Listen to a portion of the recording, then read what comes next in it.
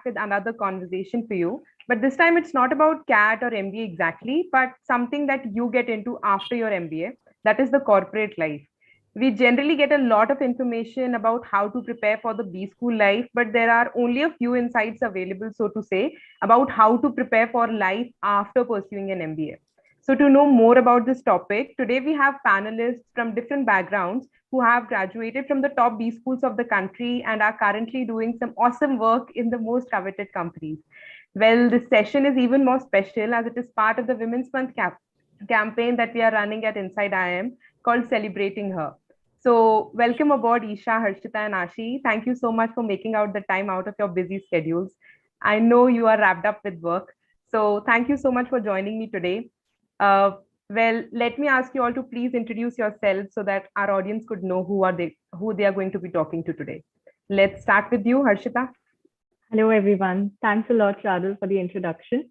And lovely meeting you all today. Belated Happy Women's Day as well for all the women joining in today. But just, a little bit of introduction about myself. My name is Harshita.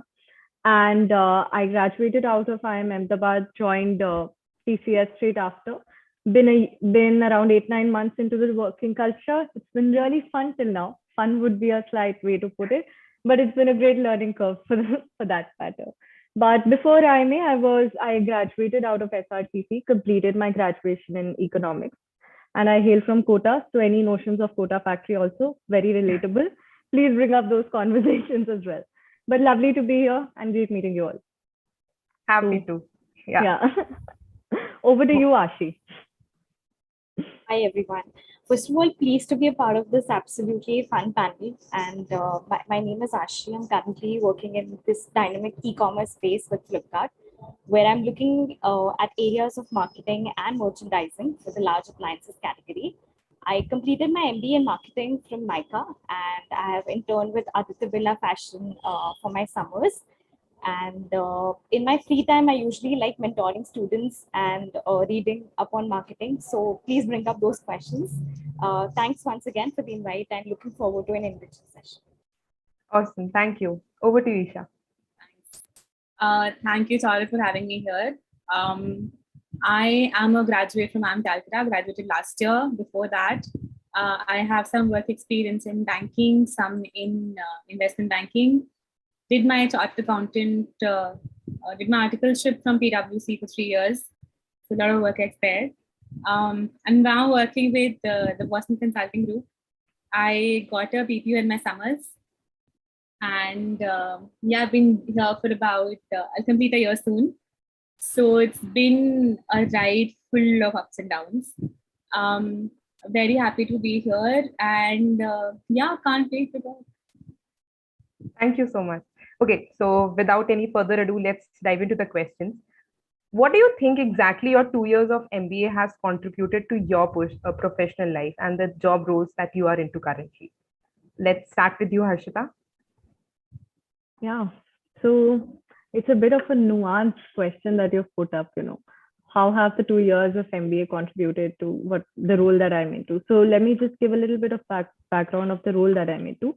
So I'm a part of the strategic leadership program at TCS, and it's an elite program in the sense that it brings on graduates from IIM Ahmedabad, Bangalore, and Calcutta for an apprenticeship model to take on an accelerated leadership roles across the group, across the different divisions of TCS. So now, after having laid that context about how the 2 years of MBA have contributed to that, so one of the major things is, apart from the pure play academic learnings that you get, and these will be tactical, these will be coming in every now and then, and they form the crux of the matter. But apart from that, I believe that what is significantly underplayed are the softer aspects of dealing with people, what you get at MBA. And as I was a fresher, it was a bit of a culture shock, like how Isha would have felt after joining BCG would have been very different from the perspective that I felt after joining, after starting to work from MBA. So it was a bit overwhelming at the start, I would say. But the 2 years of MBA taught me how to deal with that, with those ups and downs of sleepless nights and still keeping myself sane. So I think that was my biggest learning from MBA that I got, that I'm grateful for when I started working. That I didn't feel the brunt of it, that I didn't feel overwhelmed when things got tough at any point. They do keep getting tough every now and then. But I want to understand it from Isha's perspective. No, so I think MBA prepares you to learn and accept perspectives for me. Because, when you're, so particularly from my background, right? I'm a chartered accountant and you have all the C's around you. There is no diversity there, right? Walk into IIM Calcutta, most of them are engineers. And for me, that is diversity. Right? And even then, right, you see people coming in from different backgrounds. Something that is, you have exchange students, right? You know that something that is completely normal for you is not normal for them, right? Getting to know that two people can be right at the same time while talking about different things, for me, that was very important. The other thing I learned while doing MBA is just how much you can push yourself, right? Before that, you think you've tested your limits. Go to an IIM, you'll find out what your limits are. That is second. I think, that was the two things that I think an MBA really teaches you. Awesome. So as Isha said, Ashi, what do you think? Have you realized about your limits, so to say, after graduating from a B school? Of course, it pushes your limit. So what I would like to talk about is, while doing an MBA, what it essentially does is it lays a solid edifice of business and strategy. While, of course, whatever you learned in your MBA, you won't be directly going tomorrow and applying it to your job per se. However, a lot of technical learning, what you're doing happens on the job. What you sort of master are skill sets in terms of business storytelling, especially when you're getting into marketing. Marketers are essentially storytellers. So I think those subjects have contributed knowledge of certain tools like Google Analytics, Excel, Power BI. You brush up on those skills when you're in your MBA. So that has essentially helped me as well as. And yes, of course, I think, what Harshita talked about, the softer aspects which are underplayed in terms of, time management and stakeholder management. I think for me as well, coming as a fresher, whenever you're doing a job, you can't work in silos. So you learn those aspects, which essentially helps you when you're on the job. Right. I just want to add one more point, Chara, before we close. Sure. I think an MBA from a good B school will also give you the confidence to go approach a client or to go, be firm about what you're thinking. Because, and trust me, it makes so much difference when in a client-facing role, because the moment you tell them that, I'm from IIM Calcutta, and then they say, kuch to sensible bolegi, that you can see credibility, it on the right? That they see that credibility in you. And a lot of times, right, when you're in stressful situations, you end up questioning yourself. I was just about to come to that. Like, you continue to, because especially as a fresher, you undermine yourself a lot of times. Yeah, and you feel like, these people are so smart. Right? You get that. You do that so many times. But this firmness, that, okay, I have done something in life that others consider as a good thing. Right. So I must have something, and that allows you to explore more. It allows you to be more open to trying out new things. And it's okay if I fail here. I've done something right in my life. No, I want to add something to that. So something very interesting happened with me the other day. So I'm in Dubai currently on a client engagement, and my client is a Middle East retailer, and I work very closely with the client COO. And she's a very powerful female, by the way. I'm awfully inspired by her. So I need to talk about that at some point over here. I really want to. But she and I were having this conversation when I just arrived, and she said something that really stayed with me at that point. She said that, I looked at your resume, and this kind of schools that you come from is something that I know you have worked hard for 5 years constantly to be where you are. And because she has also grown in her career in the same company over the years. So she said there will be a lot of times you'll undermine yourself, but don't forget where you come from, because you've worked hard to be where you are, and it will get overwhelming. So just remember where you hail from. You've worked very hard. Stick to that, and if anyone undermines you, you know how to stand up to them. Because that is something I've noticed a lot of times, that as a fresher, and especially, I don't want to call it out as a female, but I have faced that. So I just want to talk about it. There is a huge tendency of people to undermine you. So because you hail from a certain background, and that shouldn't matter ideally, but it does. So Right. I think that brings a lot of credibility in that sense. Awesome. So firstly, I'm so glad to have such a fun panel, because you guys have answered my next question without even asking that what is the role of your the branding of your colleges you have been to, and what role does it play in your corporate life in terms of credibility? So moving ahead, I'd like to ask Ashi, what are your views about it?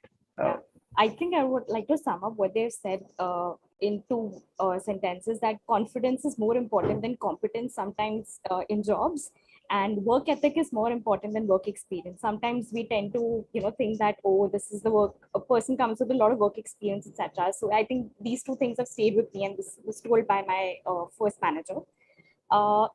Personally, for me, if I have to answer that question, having a very strong network of alumni in the company that, or the organization that you're working from. So whenever you have any informal questions, questions that you're probably a little hesitant to talk about, you can always approach your alumni who are working in these organizations, who've grown tremendously, etc. And they'll be always there to sort of, support you in any ways possible. Also, I think as an early career professional, it helps, especially when you're switching jobs. Having that tag coming out from a very good B school. However, I think in the long run, though it's essentially a level field, it's more about the impact that you're able to create in your particular role. But of course, it gives you that early sprint. Yeah.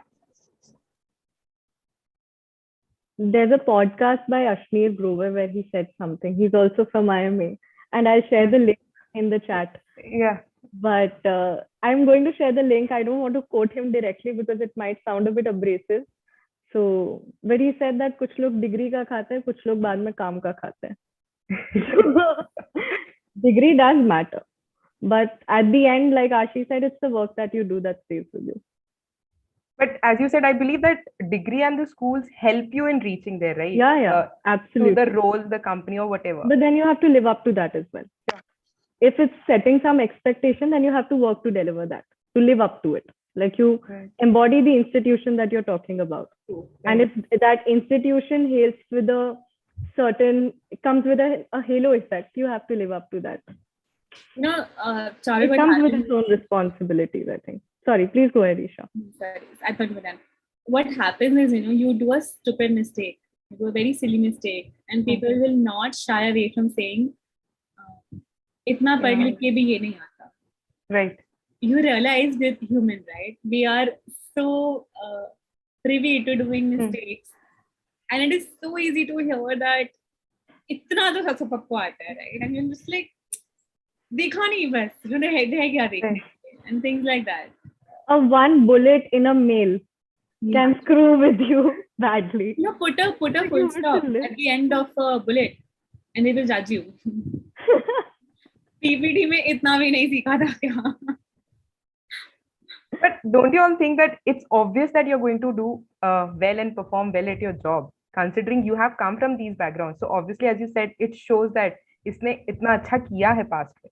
So that is by default also that you are going to be good at your job.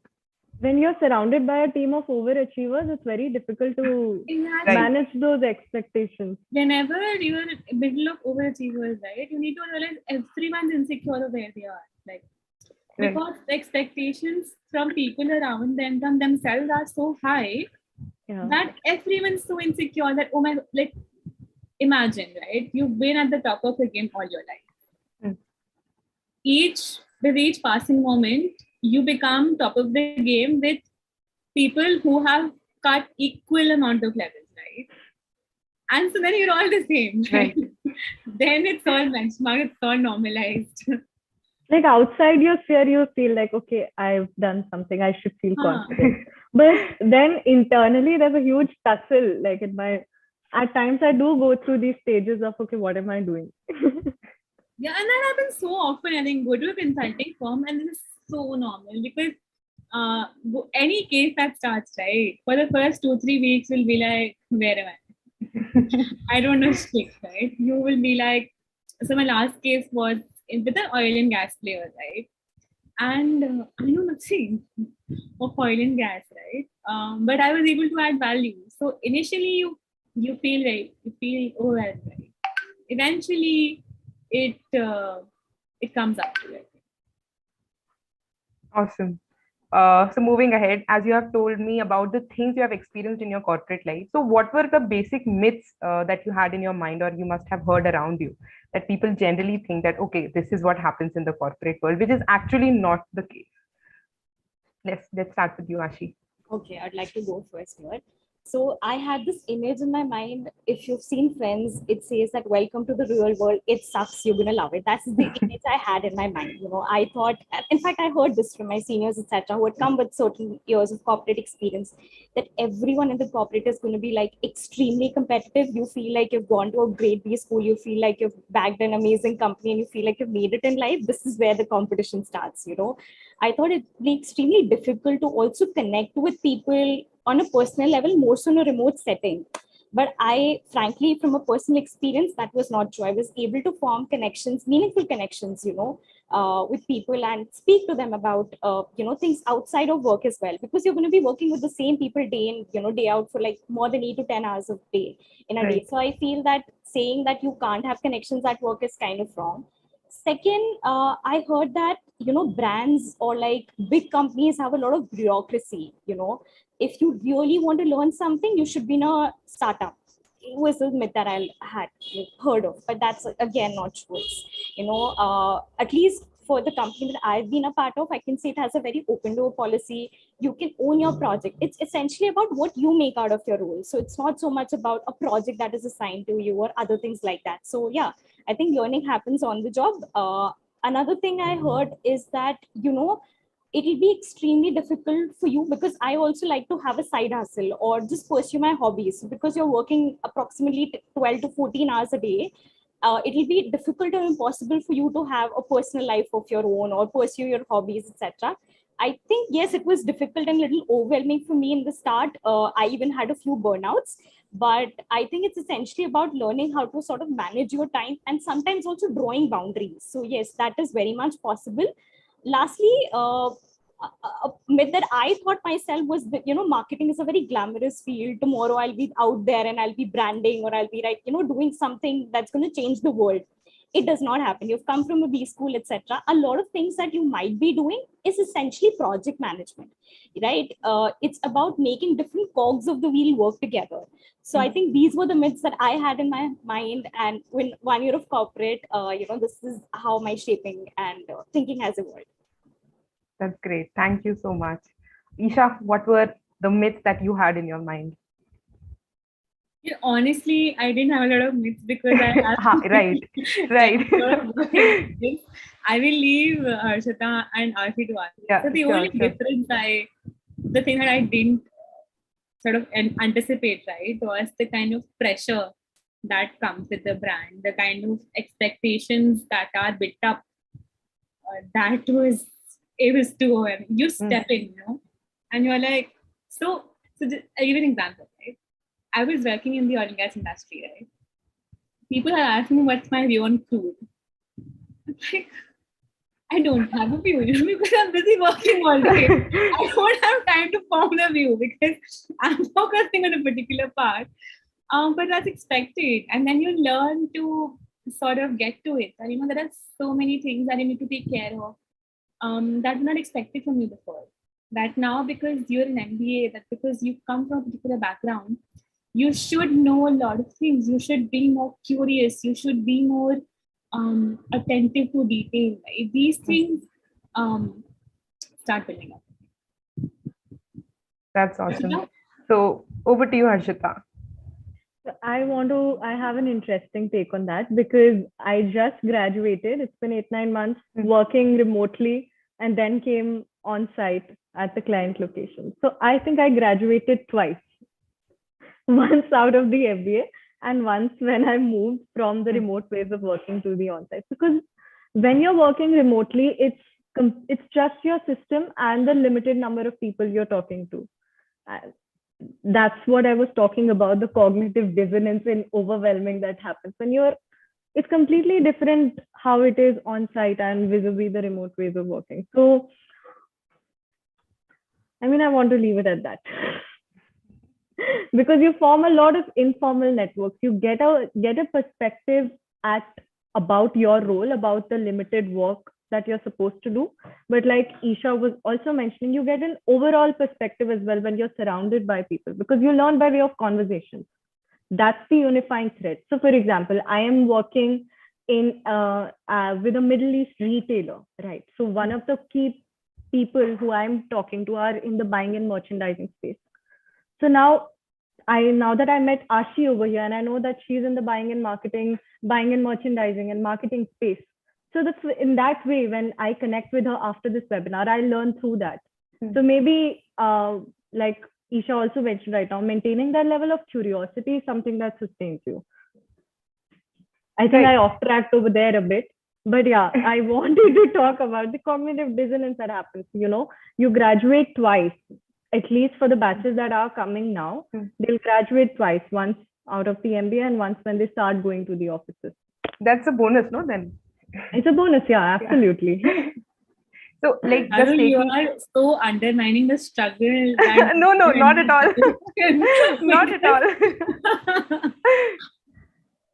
So, just taking a cue from what you just said, how do you try to work efficiently in a hybrid work culture, since you have been working remotely and now you're working on site?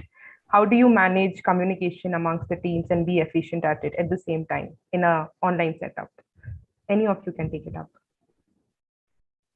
Okay, I'll take it up. So, okay, go ahead, Ashi, go ahead. No, you go ahead, I'll go next. Okay. So, I think remote working is difficult. Like, point blank, it's difficult. It is a lot more convenient outside of work. Yeah. Right? But when it comes to work, it gets difficult because, so if I start explaining something to you right now and your video is off, I simply cannot fathom if you've understood it or not. If I'm sitting right next to you, I can literally see your face, right? Especially in company cultures where videos on is not really like something that's acceptable. Most people switch off their videos. Now you don't know what their reaction to that is, and you're lost whether what I said landed well or not, whether they registered it or not. So plus, if they ask you to keep your video on, then you're like you can't even move from the screen. it becomes physically uncomfortable, right? So I think these are big problems that are not taken up. But apart from that, it's very convenient because, take a 15-minute break in the middle and that's fine because your manager will not notice it. That's okay. But when you start going to office, you know what Harshita mentioned about networks. Oh my God, it's beautiful. It's beautiful when you get to meet people, when they joke around. Because when you're working, remotely, you don't have jokes, right? You have a very structured conversation. It's just about work. You're just looking at your screen. That's all your life that is. It's just so mundane otherwise. No, it's like, kaam ho gaya, bye. Because I'm at home, I can read my book, I can do something. You're in office, kaam ho gaya, you will still stay in office because people around you are working. You might want to help them.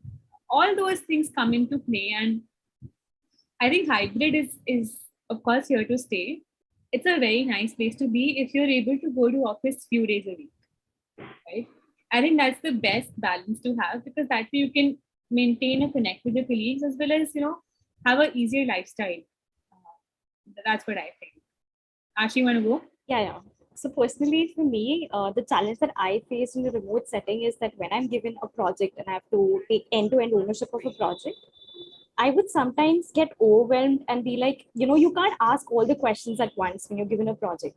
So sometimes I lose track of my way, etc. Or even just setting time with your managers, when everyone's calendar is blocked, all of this used to get a little challenging for me. So of course, with remote work comes the flexibility, but the downside is that when you have someone right next to you whom you can approach and talk about works, and just they can even guide you in terms of whether you're going, is it meeting expectations or not. So here's something that worked for me in a remote setting is that whenever you are given a project, the first step is to plan, because anything includes a diverse set of deliverables. You divide your project chart into daily or weekly accomplishable tasks, and that will also help you stay committed, because another challenge that comes with remote work is that how do you keep yourself motivated all the time at a very high enthusiasm and energy level, right? Because you're just sitting right there in front of your laptop screen. Second thing that worked for me was taking constructive and timely feedback. Sometimes you assume that, hey, you know what, because I'm not getting feedback from my manager, so I think essentially I'm on the right track. No, that's not what you should be doing. Anytime when you take up a project or anything, you should always keep your manager in the loop about the progress that you're making, so that the end goal that you're trying to envision is sort of on track. And third is sort of learning agility, right? Because when you're in the corporate setup, the induction that you go through is a very in a very planned phase manner, right?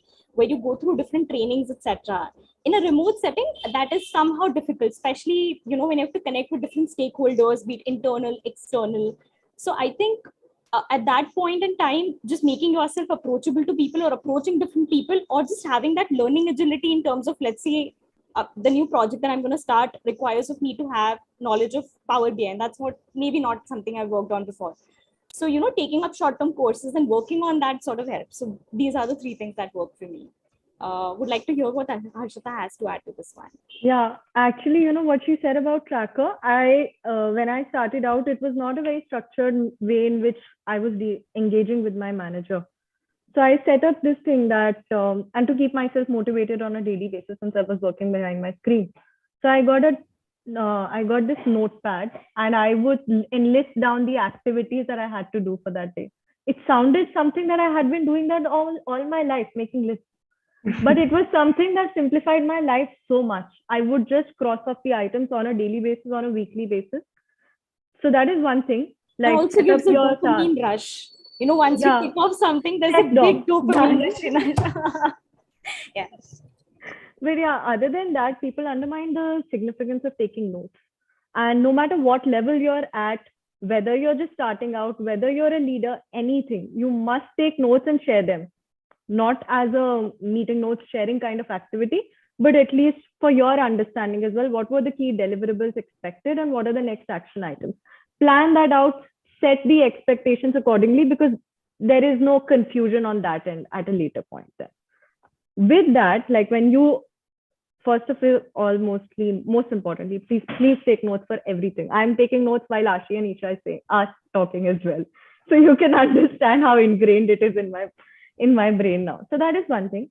The other thing is that, of course, team meetings, etc., is one aspect of it. But with regards to stakeholder engagement and communication, you should know who to involve at what point and what communication, and who needs to know this, because sometimes there is a tendency among people to feel left out. Okay, why was I not CC'd in this thread?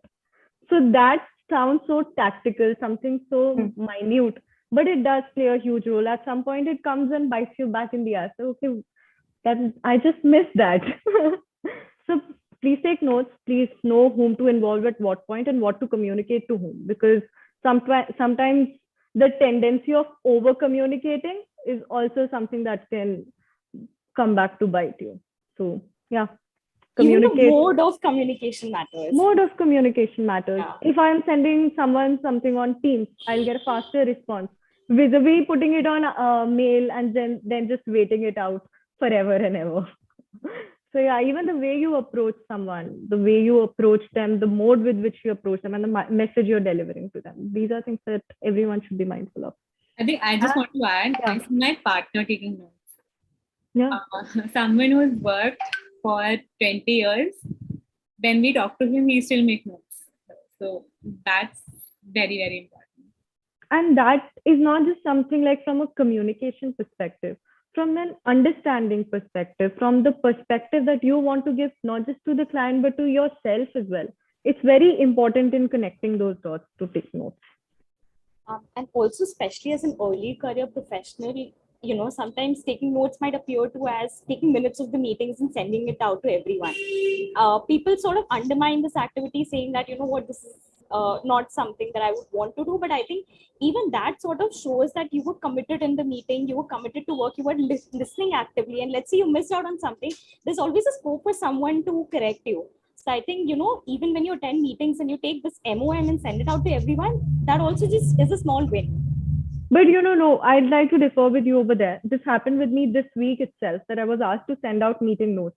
Okay. And I had a word with my manager that, okay, I am good at taking notes and I can share it across. I don't mind that.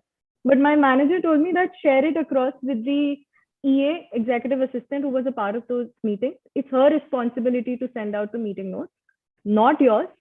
You are too capable and individual to be sending out meeting notes for the wider audience, but share them with the EA and then let her take it forward. So I'm saying that let it balance it out, not so that you are not perceived as someone who's out there just to send MOMs. Yeah. But I get where you're coming from yes. as well. Yes. So I'd persuade the viewers also to take the notes from what our panelists are saying. Here's my notes that I'm taking from this conversation. Right. We'll put it on our channels that this is what Harshita has sent out to you guys. Okay, awesome. So moving ahead, Ashi and Harshita, the next question is for you guys. As you have said that you were freshers and you didn't have the corporate experience beforehand, how were the initial days? Like, I want you to all to please walk us through the initial week or the month when you were at certain level, a managerial position, and you had to head the teams, communicate across everybody. And was it intimidating? How was the emotion? How did you project yourself through the entire situation? Yeah, Ashi, you can go ahead. Okay. Ashi, you go ahead. So, yes, of course, I was a fresher. So there are two aspects to look at it. One, I was very excited to be joining the corporate world and make this as the start of, something new.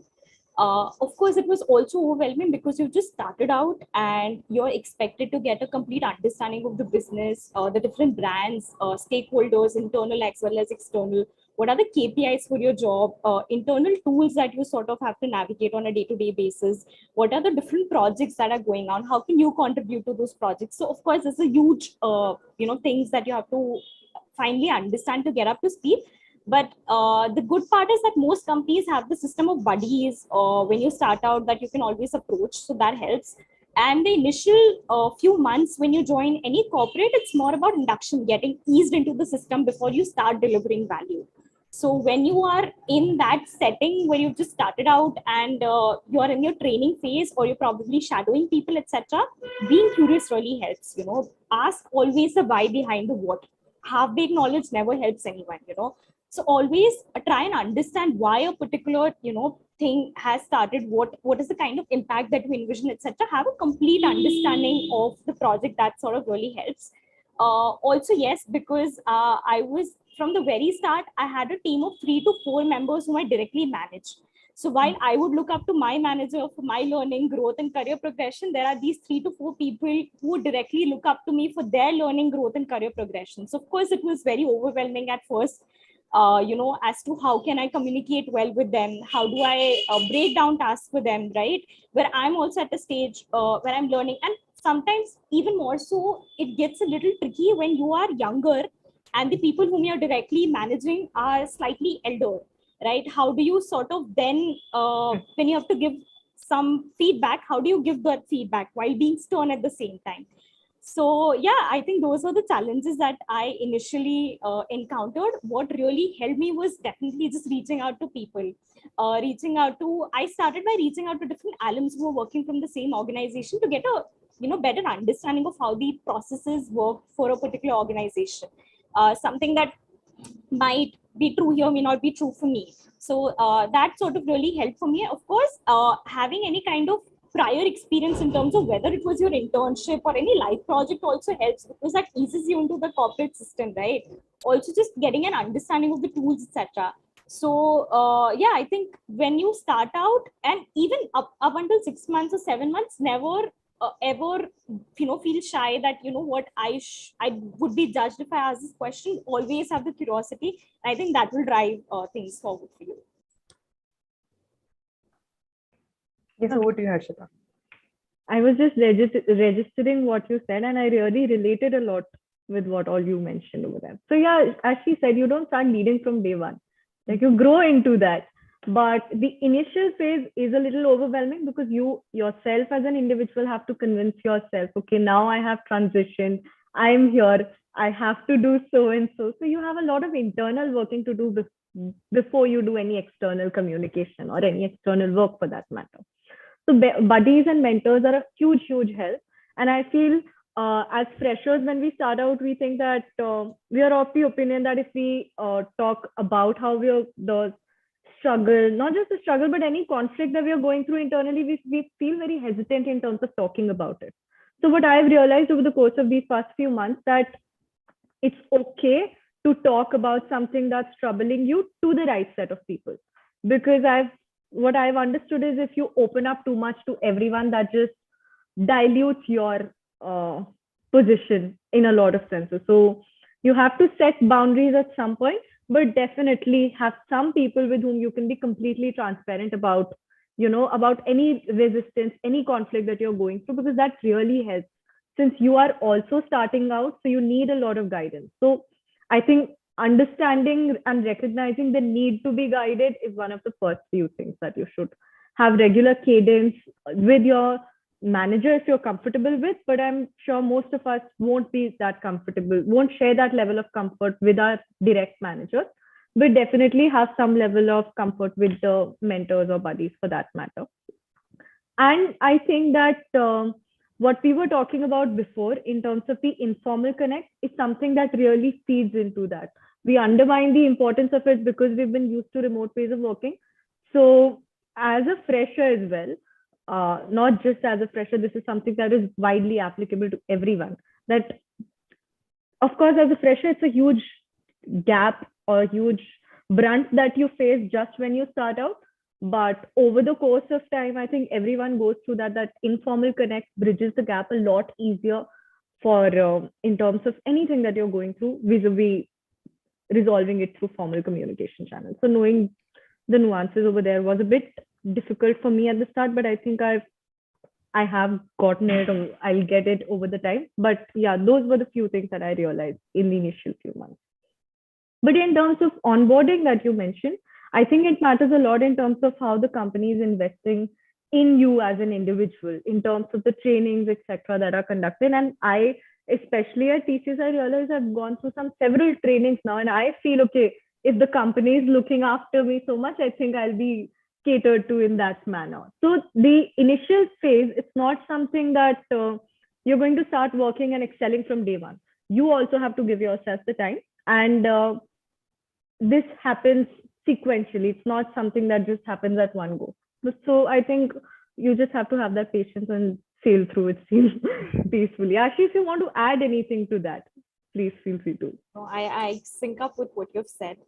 Just a small addition there, like you talked about trainings and all. If you ever notice a gap, let's say you're taking up a project and you haven't gone through a specific training for that particular thing, always reach out to your manager. You can always get, other kind of trainings, etc. also done. So that really helps. So I think having the right level of, sort of opening up on a right level with your manager and just keeping him or her in loop, not just on what are the projects that you're looking after, but also what are the challenges that you're going through, right? And giving him the right context about things, that goes a long way in helping you achieve your tasks. And also, I'd like to add to that. For example, if you're starting out as a fresher, there will be a lot of challenges that are very new to you. Yeah. And because you're coming from you've just completed your MBA, you will have a lot of friends who have good work experience. So like Isha over here has 3 years of work experience. So now that I know she comes from that place, I'll be connecting with her for anything that I am failing to understand at this point. So your network of friends, I don't want to call it a network, it sounds so formal, but like your friends are there to help you guide through that as well. So I think that really matters a lot. This reminds me a line saying that your network is your net worth. It even is true for corporate, right?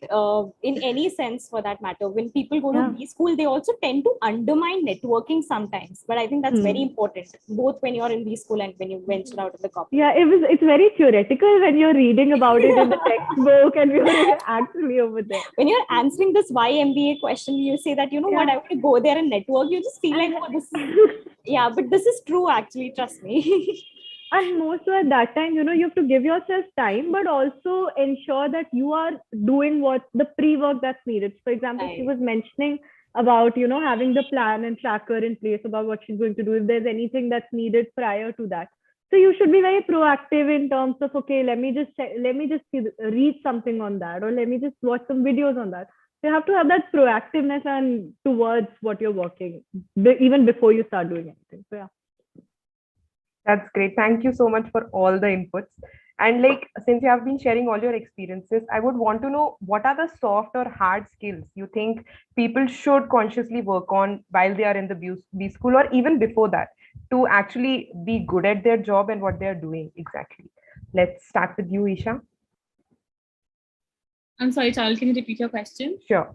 I was saying that, what do you think should be the soft or hard skills people should consciously work on to do well in the corporate life?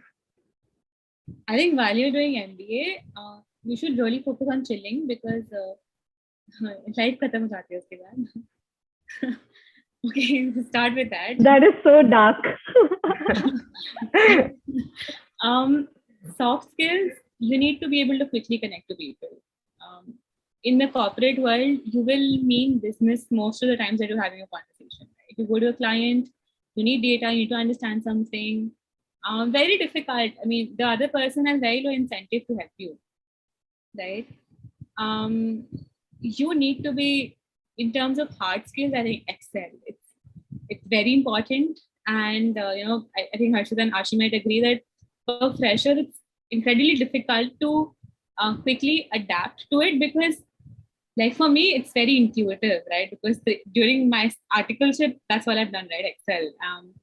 Using Word, using OneNote, using things like that, using Tableau, Alteryx, all of these things, right? The Power BI, Ashi mentioned.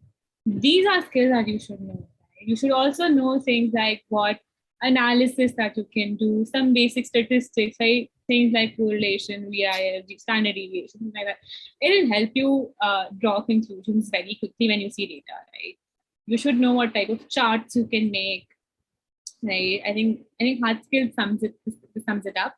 Okay. But in terms of soft skills, I think another thing I want to talk about is, apart from this connecting with people, you should also be more aware of surroundings around you, right? You should be more aware about what is happening. And it's not a one-time affair, right? It starts when you start preparing for interviews. That's when you start reading news with the intent of learning, right? Because someone in the interview is going to ask you a question that can be answered from this particular piece of news. That's how you start reading, right? And once you get into MBA, you need to cultivate that habit, because once it becomes a habit, life will be a lot easier for you connecting to people. It'll be a lot easier, Just as an example, there's something called Escalator, elevator conversations, right? You can't have them if you don't know what's going on. Or if someone tries to have them with you, you will be blank. Or you will not have the depth to have that conversation, because trust me, the people who you're going to be surrounded with have depth. You cannot have a L1 information and go ahead with it, right? You'll need to have depth in whatever you're saying. So yeah, I think these two things. Thank you so much. Over to you, Harshita. Yeah, I sort of want to continue from the thread that she left at in terms of news and staying relevant, because I feel that when we are in the guarded environment of MBA, the only thing that matters is your textbook, it's your quizzes, everything related to academics or internship or placements, etc. So we tend to get lost in that whole clutter, I would say. And that sounds very wrong, but all right, I'll call it as for that matter. but we tend to be only bogged down with that. But I think at that time, as individuals, we need to cultivate the habit of reading news or staying relevant. And I use that word very tactfully over here, because if you're not updated, if you're not talking, if you're not making sense of what's happening around you at the industry, at the country level, in like, so to say, I think you lose relevance in that matter. How will you be able to sustain conversations? How will you be able to add any value to a conversation, for that matter, with a CXO or with anyone at the ground level, if you don't understand what they are doing and how their work relates to the wider scheme of things? I think that is one of the major things that I have also learned, that, we tend to get lost in the humdrum of working, but even before that, during MBA, just cultivating that habit and living up through it day in and day out is very important. So that is one.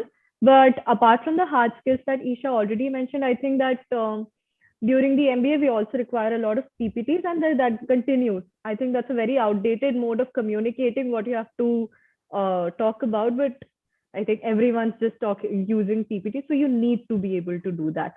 And apart from the tactical things on the PPT, I think getting the messaging and storyline right, because working, like when you're just starting out, you think you've just put it there, looks beautiful, done. But the storyline and the way that whole thing is flowing across, I think that is something that I have also learned over the past few months, and I'm continuing to learn that. So that's one thing. And in terms of softer skills, when you're reaching out to clients, when you're reaching out to individuals within your own company as well, I think bridging that gap between the different roles, between the different levels, to be able to do that, you need to make sense of what's happening around you. So I think that's exactly why the softer aspects also connect. So Ashi, over to you. Would love to hear what your thoughts are on that. So yeah, I resonate with what both Isha and Harshita have said. So adding a few more points, also coming from a personal example, it's very difficult when you're getting a job right out of campus to predict into the industry or what is the setting that you'll be getting into. I majored in brand management and advertising in my second year, and I landed up a job in e-commerce. So while that fascinated me, I could have never anticipated it. So there are certain hard skills and soft skills which are common whether you're going to do any job across. In terms of hard skills, like Harshita has beautifully put, is to, I think data should be a friend. You should be able to make sense with the overwhelming amount of information and see the stories in the numbers. You don't have to be a mathematical wizard for that. I think business storytelling will take you a long way. Of course, there are certain tools that you really need to have knowledge of, like Excel, Power BI, etc. And if you want to foray into marketing, having done some courses in digital marketing and having an understanding of how Google Analytics work, Amazon advertising, Facebook advertising, all of this will really help you sort of excel in your career. Of course, you're going to learn it even when you're on the job. In terms of the software skill sets, is really, again, resonating with what Harshita has said, that whenever you walk into a meeting, there's some amount of pre-read, right? When you're in your B school, there's a lot of pre-reads that you're going through. So there's some amount of preparation that you need to do beforehand, right? You need to have a lot of context as to what is going on and all of those things. So that's important. Another thing in terms of software aspects, and I think we've talked about this quite a lot, is, approaching people or just networking, right? Networking in the sense of when you need a particular stakeholder to add value to your project, but that, it's very difficult to block time with them, or how do you sort of go about approaching them, etc. I think being able to sort of, approach the right set of people when you're going through a project really helps. So networking in that sense will, help you go a long way. And certain aspects of stakeholder and time management, when in a B school, I think this is something that a B school really teaches us, that 11:59, that's the deadline, it's over after that. And yeah, of course, for people to respect you in the corporate, you should also respect their time. So if you're going through a particular project and there's a time that's set for it, while of course people understand the challenges that you're facing on a day-to-day basis, but being able to work timely on that project really sort of helps in that sense, that people will respect you. So I think these are the things that should work for you. Ashi is so related to 11:59:59. So did I. That's why. All engagements relate to 11:59:59. But Isha, what you mentioned and Ashi also mentioned about Excel. So I hail from a humanities background. So even during the MBA and after, like when I joined, I started working, Excel was something that I personally found very overwhelming and data bogged me down.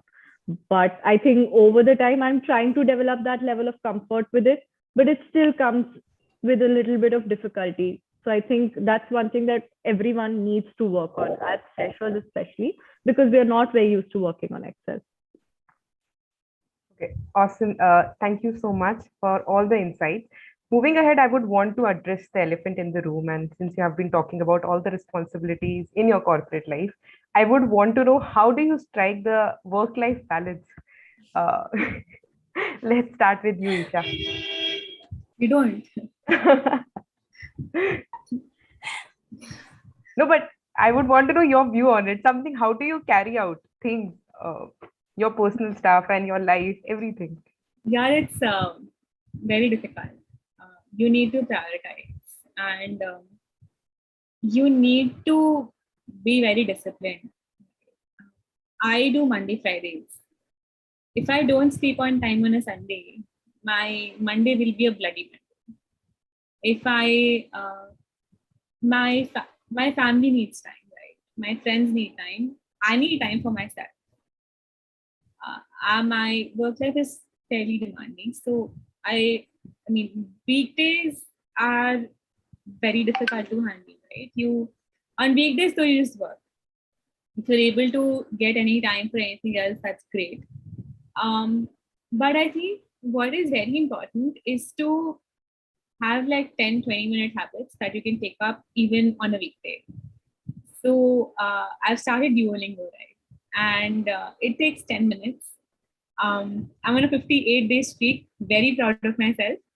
But these things keep you going, right? When you look back and you see that, because work fades away, you move on from that project, that appraisal gets over, and you learn whatever is in your head, but you don't remember that, right? Those are not the memories that you make. That's not what you remember when you look back at life.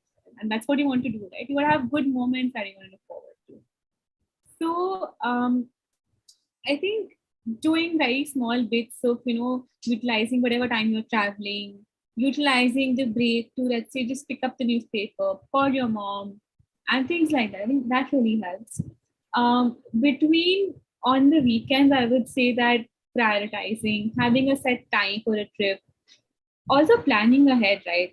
So just because you work so much doesn't mean that you can't go on vacation. You need to plan ahead. You need to communicate that I want to leave on this particular day. It's a long weekend. Plan it ahead. Get the right booking so that you can go to a hotel, right? Because now you can't do like last minute thing that you could do in college. That let's just go. It doesn't work that way. But if you're able to plan ahead, if you're able to align everyone around you that I'm not available at this particular time, you can manage it. I think that for me is key. And just pursuing hobbies on the side, I think that's very important to keep your sanity. Otherwise, you will get too overwhelmed and you will burn out. So it's very important that you keep doing something that you love and you start liking your job as well. You cannot do a job that you hate, that you don't see value in. Because see, the kind of jobs that you generally end up doing after MBA will not have a particularly good work-life balance. Right? You will be working fairly more. So, and these are not jobs where, it's just a relaxed job. Right? They will be fairly stressful jobs. So, in those cases, it becomes important to see that you like what you do. If you're not liking, then you realize you're spending 14 hours a day doing something that you are bored and it will not lead you anywhere, right? So you need to start finding value in what you do. You don't need to see it, shit Monday aa gaya. That attitude needs to go. If that attitude stays with you, you will end up having a very difficult time. So yeah, I will leave it to Ashi and Harshita to add. Harshita, over to you. I think she summarized it beautifully. That's what I think Ashi and I were looking at. She summarized it all she articulated it very elaborately, what everyone goes through, what everyone thinks about. Because at the same time, it's not just work, right? Your family, your partner, your own self, you need to be able to prioritize at the right time. And when you need to know when one set of the side can take a backseat for the other to be worked upon. So I think like daily habits is something, cultivating those daily habits and then living up to them really matters. So I start my day listening to Headspace 10 minutes. I initially thought I don't need that. Why do I need to do this? But over the course of time, I've realized that it keeps me sane throughout the day, because otherwise the work is quite demanding. But what I have immense respect for is the kind of culture that my company has. So TCS has a very supportive culture at large. So if for anything, like for my family purposes, for anything related to something that I'm going through, I can immediately reach out to my manager and I can set those expectations accordingly. And I know for that matter, I receive a supportive feedback as well. So in that sense, depends a lot on the kind of people you're working with. It boils down to that. And not just working with, in terms of how supportive your family is towards that particular situation as well. So I have been fairly fortunate in the sense that my family, my partner, and my work, it's quite supportive, but at the same time, you as an individual also need time. So you need to balance it accordingly. And planning ahead for any vacation, for any small, even if it's a 2 or 3 day thing, you should be able to plan it way advance. Of course, it'll change, it'll move, ups and downs will always be there, but like plan it accordingly and set the expectations beforehand to avoid last minute conflicts. Over to you, Ashi. Sorry. Yeah, like Isha and Harshita have summed it up beautifully. I'll just talk about my personal experiences here.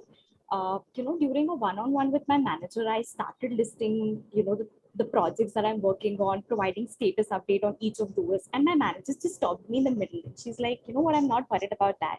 I know you'll get the work done. That's why I've hired you. I genuinely want to know how you are doing. How was your weekend? All of those things. So that really shows that a person cares. So I think company culture has a big role to play in that, right? And your manager as well, how they sort of having that right level of understanding goes a long way in being able to strike a balance between working lives. And again, like Isha said, that because you'll be working for like 12, 14 hours, sometimes insanely long hours in a day, you should be able to derive value out of your work. If you do not like what you are working on, you won't be happy, you won't be able to give your 100% into that, and you won't be able to make others happy. So having that question of evaluating yourself, what is it that you're currently doing? Do you really enjoy doing it? You want to pursue it? Let's say you're working on a particular project, you do not enjoy it as much, or probably it's not challenging enough, or maybe let's say it's full of challenges, it's too challenging. So always approaching the right set of people, right there, and then taking inputs from them will sort of put your mind at ease. And there's something I read in a book by Robin Sharma, which was called as, taking stress breaks. I think we're working on like 10 parallel things at once. So it's very difficult to devote your undivided attention into a particular meeting or something that you're, really. So let's say you're giving a presentation, but you're worried about tomorrow's report that you're working on. Now you want in this presentation, I don't have to think about that report, because if I do, it's going to spoil the way I'm giving this presentation. So in that sense, setting up a time in your day, something that was referred in that book as called as stress breaks. In that particular half an hour, 1 hour, all you're going to be list down is the set of challenges that you're facing, so that your mind won't wander when you're working into, oh, hey, this is to be done, that is to be done, etc. I think when I used to, so, like in our laptop, we have at least 10 to 12 tabs open. In your mind, you don't need all those 10 to 12 tabs open. If you're working on something, just try. It's difficult and I failed at it many times, but I'm trying to learn here, is that when you're working on something, just focus on that aspect. don't think about the other things that are going on in your personal life, professional life, etc. I think that will also bring productivity at your work. Sometimes the reason why we work for insanely long hours and we are still not able to see the results is that even when we are working, we're not really ourselves at our work, right? So if you're able to do that, you will realize that you're able to complete your work much faster and it'll give you good results, which will also give you time to pursue things outside of your work, that you like. And it's very important to draw boundaries. I think I made this mistake when I started out. I never wanted to take leaves. I wanted to always be the person who would volunteer for everything, who would also, let's say something's not a part of my project, I would still volunteer for it, even if that means insanely, some amount that I have to Taking spend. too much on your plate. Exactly. Don't make that mistake. Don't, so yes, I mean, when you're working on something, always learn also how to draw boundaries, right? Especially between your work and your life. And the way to go about this is when you sort of have one-on-one with your managers or HRs for that matter, in a very, informal manner, you can put across things that are important to you as well. And planning for it beforehand so that you don't end up giving sort of last minute shockers to your manager or to the organization, and it does not conflict with any important timelines that might be there. So I think that will really help. I want to add something to what she said in terms of the decluttering, the stress breaks. Even I take a few of those, like to declutter my mind, because there's just too much. I feel like I'm not on top of it. I'm getting overwhelmed. So that really happens a lot. So you need to be able to find those 10 to 15 minutes during the day to just cut off and be like, okay, now I can't take this shit anymore. I need some sanity. Yeah. But yeah, at the end of the day, if you have some, like, if you're able to find time to introspect in terms of, where something is rising the levels, you need to balance it, shut it at that time, to be able to prioritize at that level, at what needs how much time is really something that's critical. And I've realized that now. I've just realized that mine and Ashi's have the same letters. That's interesting. And Charul was so right when she confused our names. Yeah. I was so much involved in your conversation, you see. So Charul, now you get what decluttering. Yeah, sure. Ash and Harshita are talking about it right here. This conversation can go on and on and on. But I started this activity that when I would, at the start of the day, enlist activities to be like, enlist the things that I need to do for the day. I also mentioned little things like, okay, take a break and go for a walk. Just get some juice right now. Like, pet your dog. She needs time. I started maintaining a tracker of that as well. Call mama. And I then made it a habit to call my mom every day. Because you think, at times you have a tendency to think that it's okay, I can only focus on work at the moment and my family will understand. And they do. But as a family member yourself, you are not doing justice to what's expected of you. I think I mentioned that as well in my tracker. Don't be too hard on yourself. I think in a quest to add value or to be the best at what you're doing, sometimes we end up being too hard on ourselves. So don't do that. And morning huddles help, no, right? If you have a morning huddle with your manager, 10 things you need to do, 10 things he knows you're going to do. Yeah. And that helps. It's surprisingly a very good practice. Okay, so I'm literally taking notes of everything you guys have told me. That's what I'm going to do at my work now, for sure, taking notes. Thank you so much, guys, for the insightful conversation. Girls. I personally, girls. Thank you so much, girls, for the insightful conversation. I personally had a lot of fun hosting you all. And I believe if you would have had time, we could have even discussed it along further. But it's a wrap for the day. Thank you so much for coming aboard. Thank you so much for making the time. And I hope our viewers had fun as well. And that's it for today. Hoping to have you guys back on the channel sometime soon. Thank you so much. Bye-bye. Thanks a lot, everyone. Thank you. Lovely meeting and giving us a wonderful set of co-panelists. Yeah, exactly. We're all MBA, though we'll network here also. That's why I'll be like, thank you. On a Saturday evening, we're doing this and we're actually enjoying it. So yeah. Lovely meeting you all. Good conversation. Thank you. All right. Thank you so much. Thank you. Bye-bye. Bye-bye.